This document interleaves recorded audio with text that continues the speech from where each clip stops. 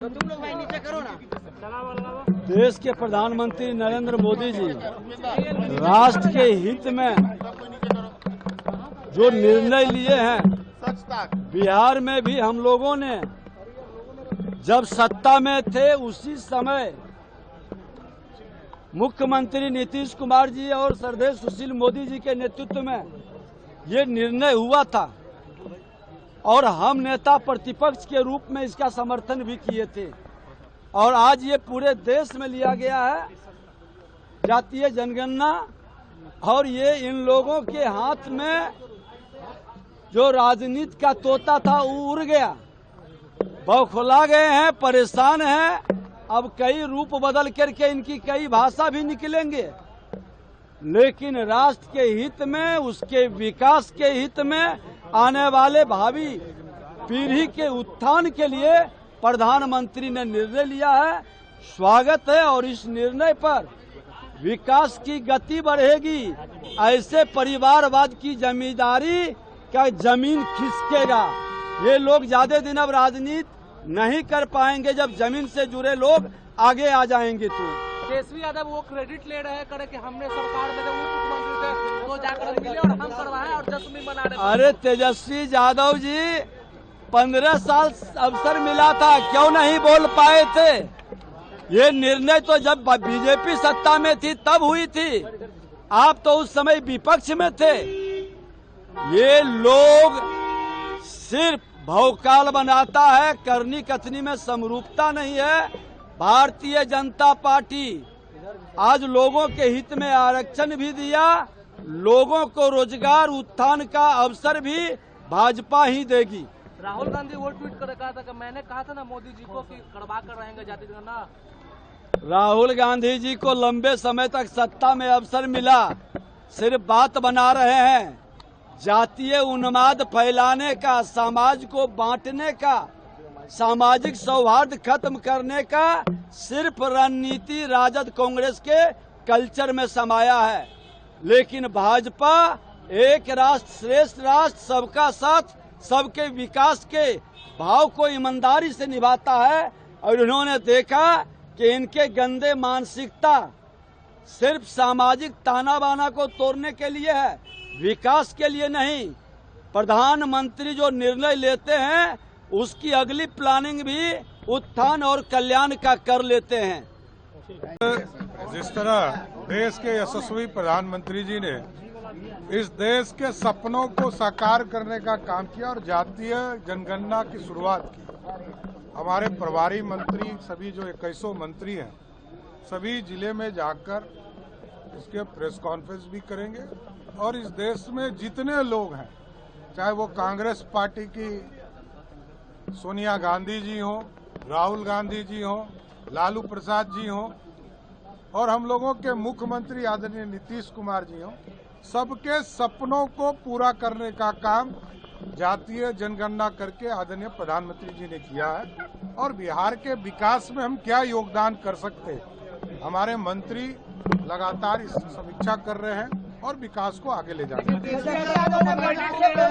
अब भाई देखिए, चार एमपी वाला को क्या क्रेडिट दूं मैं? लोकतंत्र में जनमत होता है, सरकार होता है। प्रधानमंत्री कौन है? देश के यशस्वी प्रधानमंत्री नरेंद्र मोदी हैं। कैबिनेट से पास किसने किया? नरेंद्र मोदी की सरकार। क्योंकि राजद को काम करने का तरीका पता नहीं है, उनको लगता है कि सब जमीन हमारा ही है, हम ही हड़प ले। जैसे लालू जी ने कहा कि हम तो 1995-96 में यूनाइटेड फ्रंट की सरकार ने इसको पारित किया था, तो 1995-96 में पारित हुआ तो आज तक लागू क्यों नहीं हुआ? 10 साल तक केंद्र में लालू जी के समर्थन से सरकार थी। लालू जी बताए तो इसके लिए अपराधी कौन है? कांग्रेस पार्टी अपराधी है कि आप अपराधी हैं?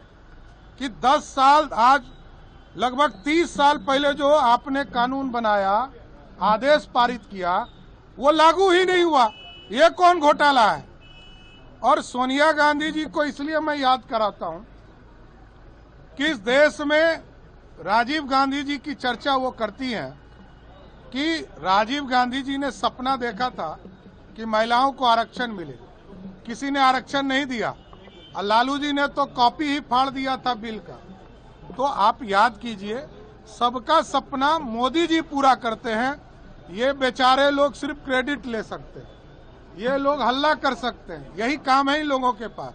कांग्रेस पार्टी हो या राष्ट्रीय जनता दल हो, ये सिर्फ हल्ला कर सकती है, इससे अधिक रोल नहीं। पहले से ही इस बात को सोचे हुए थी कि हम अगर अलग से जातीय जनगणना कराते हैं तो उसका एक बहुत बड़ा खर्च जो है सामने आता है। इसलिए ये पहले से प्रोग्राम प्लान था मोदी जी का कि जब हम सेंसस कराएंगे तो सेंसस के साथ जो गणना जातीय जनगणना होगा वो सटीक होगा और ऑफिशियल होगा।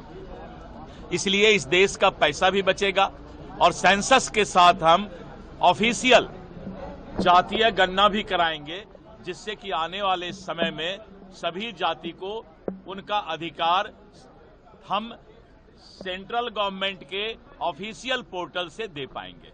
अब तो इसका जवाब हम दे दिए, अब तो हम दे दिए जवाब कि पहला बार ऐसा हुआ कि सारे विपक्ष ने मोदी जी के इस फैसले पर पटाखा तक फोड़ दिया।